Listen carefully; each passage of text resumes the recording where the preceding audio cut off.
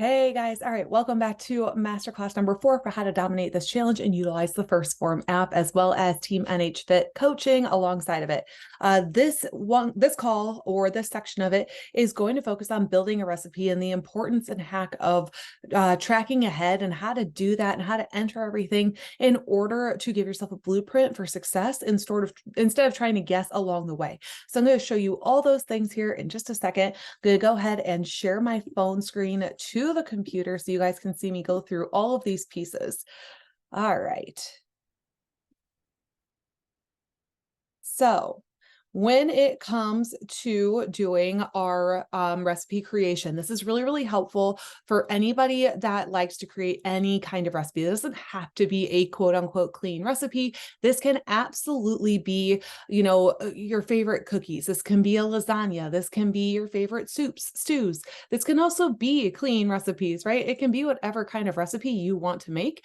And I am a huge, huge, huge fan. And that allows you to be able to utilize the recipes and enter them into your day and make them fit so that you feel like you're a part of your family or a part of your life instead of trying to, make it work or eat something different than everybody else all the time or not be able to partake in any of your favorite things. So this is one of my favorite things to do. This is one of my favorite features of this app and have helped me be so much more successful. So the way that you get to the recipe builder is when you go to the menu, which is the 3 dots in the bottom corner.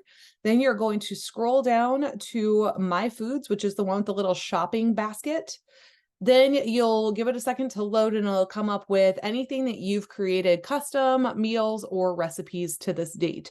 So once you make all of your recipes or make recipes as you go, if you tap on this recipe side here, then it'll load all recipes you've ever made and created.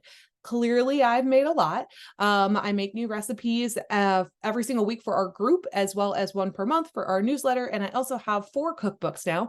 So I have a ton of recipes that I have made in here, and each and every one of them is easy to pull back up and recreate given the ingredients that are listed.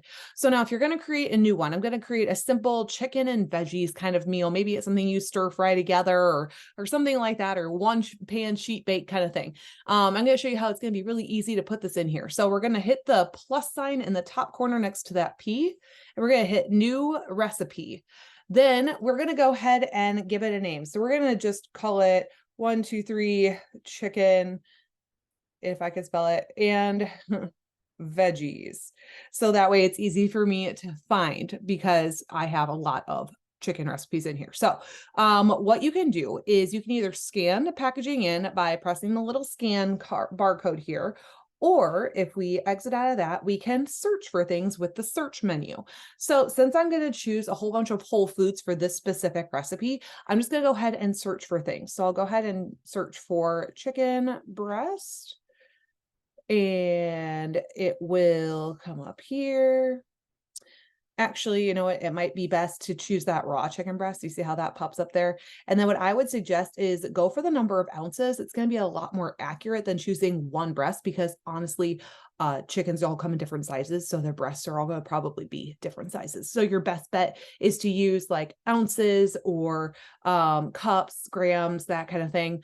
Usually with meat, you use ounces. So let's go ahead and put that in. And I'm going to say I'm going to use 16 ounces of chicken, which is about a pound. So we'll go ahead and enter that into the recipe.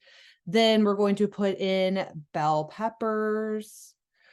And we're going to choose just, 2 red bell peppers. These can vary in size, so you're welcome to choose cups of chopped or grams or what have you. But with that being said, we may just go ahead and choose cup chopped, and I'll go ahead and add in 2 cups of chopped bell peppers. That way it's a little bit more accurate.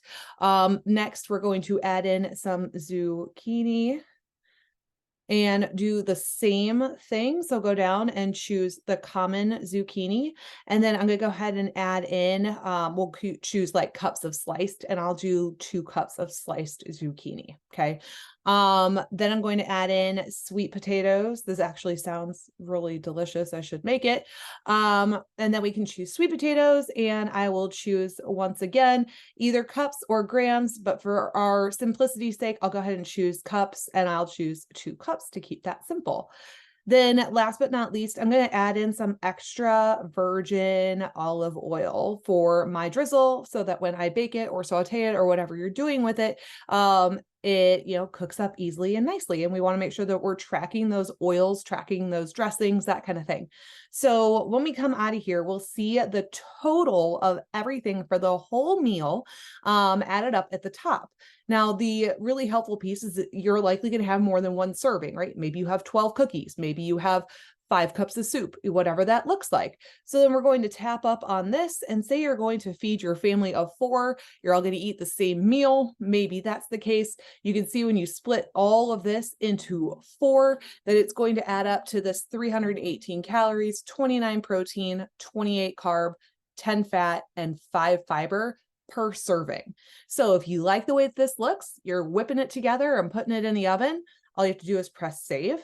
And then when you go to your nutrition tab at the bottom with the fork and a knife, you click on that. I'm going to go ahead and scroll ahead to my tomorrow. And I'm going to add that into, say, my meal 5. So I named that 1, 2, 3 chicken and veggies. There it is, 1 serving. So now I fit in with my family. I'm having the same exact meal as them. And I now feel like I don't have to be weird or different, and everybody's having a great quality meal together. So that's going to be a really helpful way for you to be able to manage, your favorite meals, your family's favorite meals, to be able to have them appropriately, to have that Christmas cookie or whatever it is that you're making that you enjoy so much. One of the other things that I do really love to point out is if you're making recipes, only use 1 to 2 recipes per day. I would not try and add in any more than that, because that's going to be very, very difficult as far as it's going to be really, really difficult as far as trying to make them all work, because they'll be kind of pigeonholed with the recipes that you do enter. So if we only enter 1 or 2 and then we use individual ingredients for the rest of our day, which I'll show you here in a second, it's going to be a lot easier to make everything fit. So what I like to do in like a little tip, because you can see this is tomorrow. If I go back to today, you can see I already have my entire day pre-tracked. Everything's already in here, even though I have not had supper yet. Everything's already in here. So I know what my blueprint of my day is, so that I know how to be successful. Now, one of the things that I love to do, because so many of us eat on repeat, so many of us eat on routine, is I like to copy all of my food ahead and then edit it as needed. So the way that you copy an entire day ahead is if you go to the 3 dots at the top left corner here, you can tap that, you can copy your entire day, and you can go to Wednesday or whatever other day you want. You'll see that it shows up heavy though, right? Because we already have this guy down here with the 1, 2, 3 veggies. So I can go ahead and delete out my pumpkin and my chicken breast, and we can see where we sit. So now I have 16 grams of protein and 9 grams of carbs, about 80 calories to fill back up in my day somewhere in order to make up the difference if I want to have that recipe tomorrow. It makes it a lot easier for me to go ahead and add in extra ground beef in there, or I can add in some extra chicken with my chicken and veggies on the side.